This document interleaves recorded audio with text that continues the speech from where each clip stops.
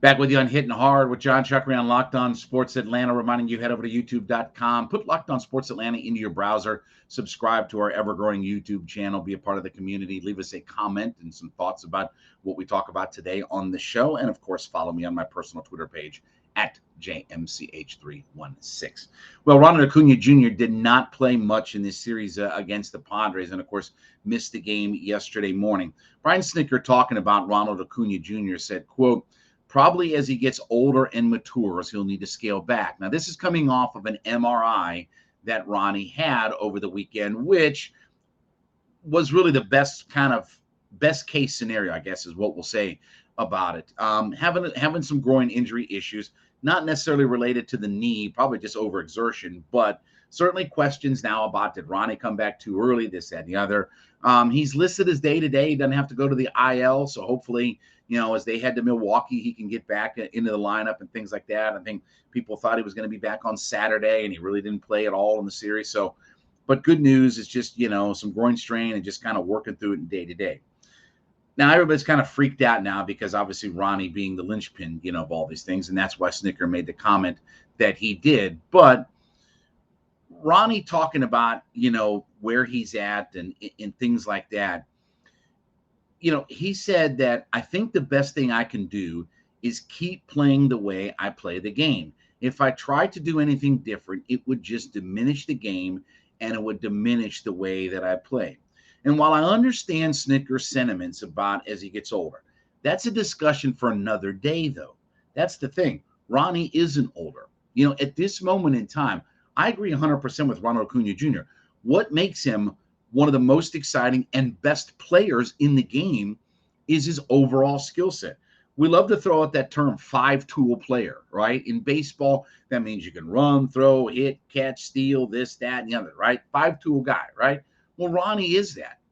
And the way Ronnie plays, where he's aggressive on the bases and he steals bases and he has great range in the outfield where he tracks down balls that maybe some other guys can't get, that's what makes him great.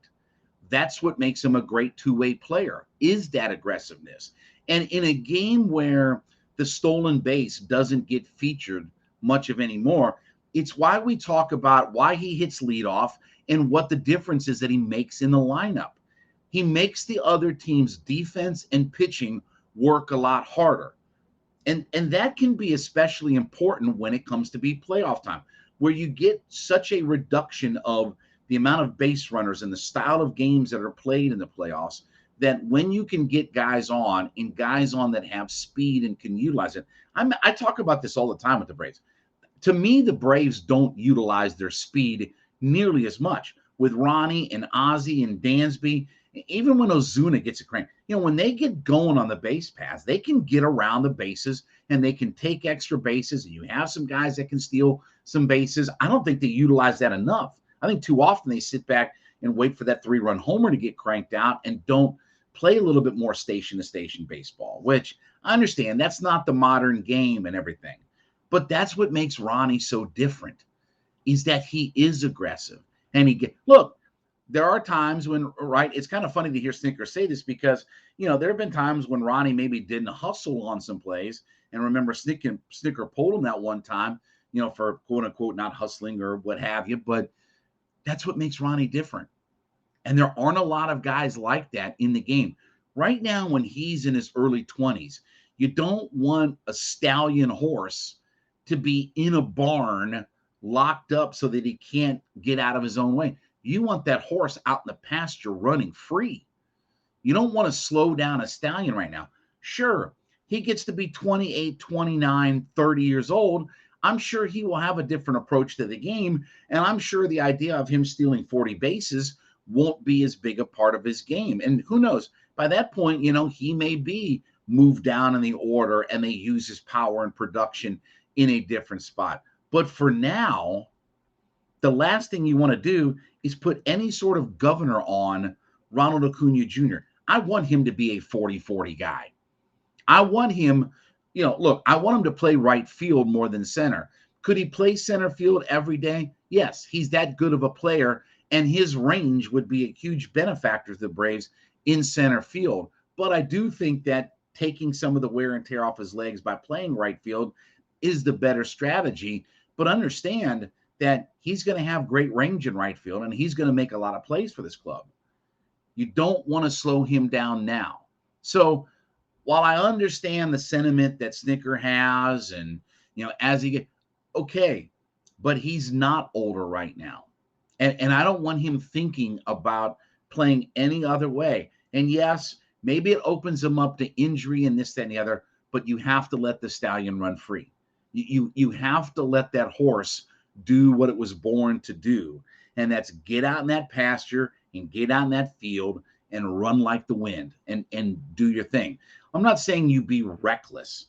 I'm not saying, where you start to get reckless is you're running into walls, you're diving for balls all over the field when you don't need to, right? That's playing reckless. That there is a difference between being aggressive and playing reckless. Not worrying about your body as you run into a wall, jumping and diving all over. There are ways to be reckless in baseball, but him being aggressive on the bases and aggressive in the outfield and hustling and trying to make plays happen. That play a week ago, whatever like that, I think the Mother's Day game where he scores from first base on a double, that's vintage Ronnie. That's what makes him so good in the world of baseball. And yes, it sucks when he's not out. Yes, maybe they have to just kind of slow him down just a little bit, not stop him, but just slow him down. Maybe you do mix a day off here, there, and the other. And again, the groin injury isn't, he didn't re-aggravate his knee or anything. So this idea of he came back too soon or too fast or this, that, and the other, on one hand, you guys fussed that, they were too strict on the medicals. And on the other hand, when he plays, you said, well, they should have followed the medicals on him. Well, which is it? Either he was medically cleared to play or he wasn't. So I've got no issue with the idea of pushing Ronnie at this age. Look, I'm a guy twice his age. I don't recover. I don't recoup. I don't come back very quickly from aches and pains and soreness. But at whatever, 20 early years old for Ronnie, he can do all that stuff. He can come back from all of that. And you see guys coming back from these major injuries, all the time. Again, if you want to sit him a day here and a day there, fine. And they will probably do that once he gets back in. My guess is for a little bit here to just slow him down just a little bit. They'll do that. Or, he'll DH a little bit more, and yes, if that means Ozuna maybe plays a little bit of left field, or to be honest with you, you sit Ozuna a day or two here or there too, which might do him some good. I think that they'll start to mix some of that. But I don't want Ronnie's style to change. And this isn't a situation where he's re-aggravated what kept him out before. This is just, you could see it, in that final game against Boston, that he was laboring, that you could see that after having stolen a base and making, he made two big plays in right field where he had to go back to the wall and then he had to go over to the right foul line and pick off a ball. He was exerting himself a lot and probably sort of strained some. He could have done that when he was 100% healthy. But I understand it's an easy tie-in to say that, well, he didn't have spring training, this and the other. There may be some legitimacy in all that. But that's the only way Ronnie knows how to play. And while on one hand you say that the Braves, wanted to do this and they followed this procedure, but then they didn't. Again, they're not going to put Ronnie completely in harm's way. If he wasn't ready to play, they wouldn't let him play.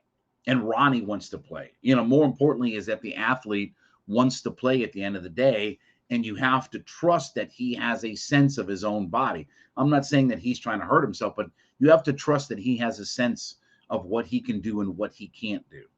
So, again, we'll see when Ronnie comes back. It's all a day-to-day thing, but you don't lock up the stallion in a barn, man. You let that brother run free and loose and ride like the wind out in the field. All right, when we come back, will Deion Jones be here in a month? We'll talk about that next. It is Jon Chuckery on Hittin' Hard on Locked On Sports Atlanta.